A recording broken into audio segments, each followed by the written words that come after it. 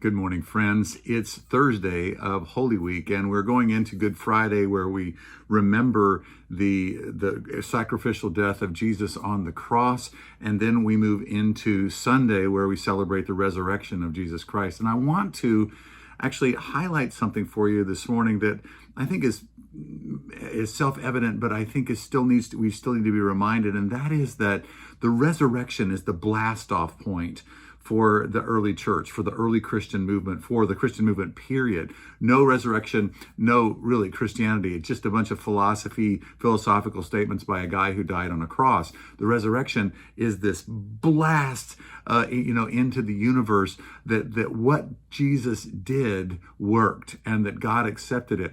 It took the church a while to kind of work out what it was that was happening on the cross. Jesus said these things about what's going to happen on the cross, but they didn't really quite understand everything that was going on. So in the book of Acts, as they're preaching the gospel, it's heavy resurrection and kind of more light in terms of what actually happened on the cross, except for that he died on the cross. And so they're still trying to work it out, what exactly did happen when Jesus died on the cross. But with the resurrection, with the earthquake, with the stone, with the angels, with all of those things, the church just cannot shut up. They can't stop talking about Jesus dying and rising on the third day, like he predicted 3-4 times, at least in the Gospels, of what he said, that he said, I'm going to die at the hands of these people, and I'm going to rise on the third day. The disciples just didn't get it.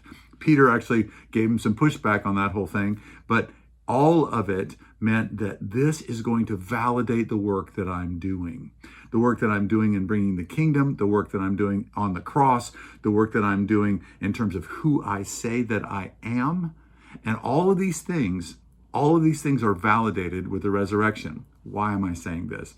Because people need to know, and people are open to be invited to come to church on Easter. So bring them. We will be talking about the resurrected Jesus on Sunday, and we want people to hear that. So take the time, survey the people that are in your life, the people that live next door to you, the people that work with you, the people that go to school with you, and bring them to church with you on Sunday. Ask them to come, and they'll come. So get bold and go for the ask. Ask people to come with you to church on Sunday. They'll hear about the resurrection of Jesus. Maybe they'll get saved. That's our word for today. We'll talk tomorrow.